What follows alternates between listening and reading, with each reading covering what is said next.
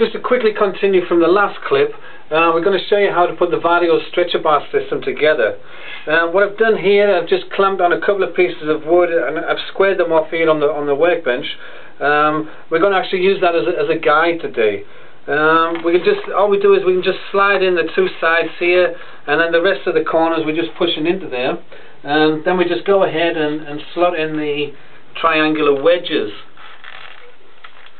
These do get tight. I'm able to push these in with my fingers.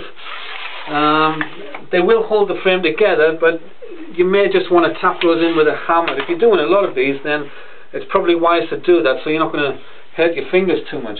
But at the moment I can just push these in with my fingers. You may be able to hear them going in.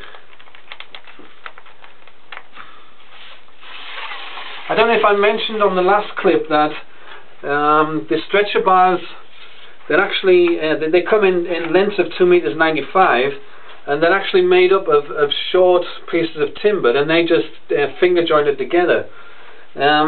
They do actually stop the frame from warping, but they also they keep the profiles really straight. So the last one.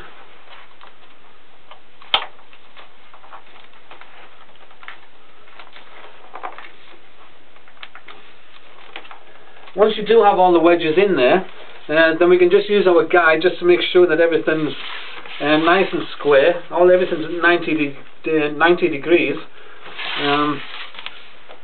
It's always important to keep these frames really square, and once that's okay, then you can just take that off and start to stretch it. Of course, you're doing larger frames, then you do need center bars and crossbars. This is only 70 by 50, this particular frame.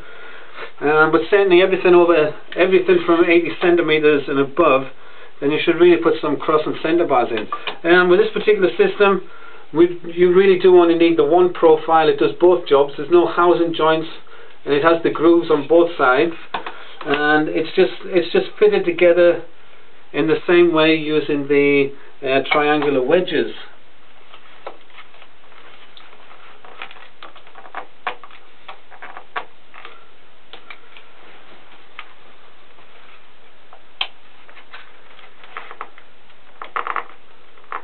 I don't know if you've ever actually measured stretcher bars, but if you have just try it. If you have a stretcher bar and it says on there it should be 30 centimeters long. If you just measure it, you'll find that they're 2 or 3 millimeters shorter. This isn't actually a mistake. The manufacturers actually do that deliberately. It's just that way because of the thickness of the canvas, and when you actually come to stretch them, you'll find that the final measurement is that measurement what you've been looking for.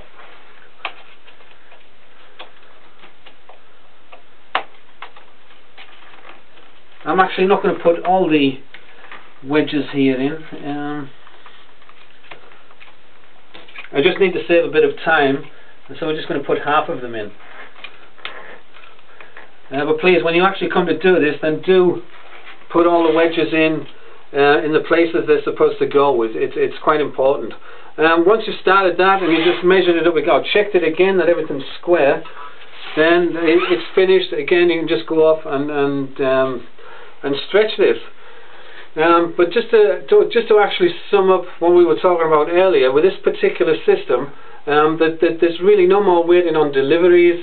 You don't need to have huge amount of stocks of different size stretcher bars. You can just cut these to whatever you want.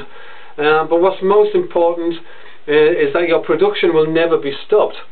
I'd just like to thank you for watching, and please keep going to the website because we do add more and more videos as often as we can, and we do like to hear your opinions. Thank you.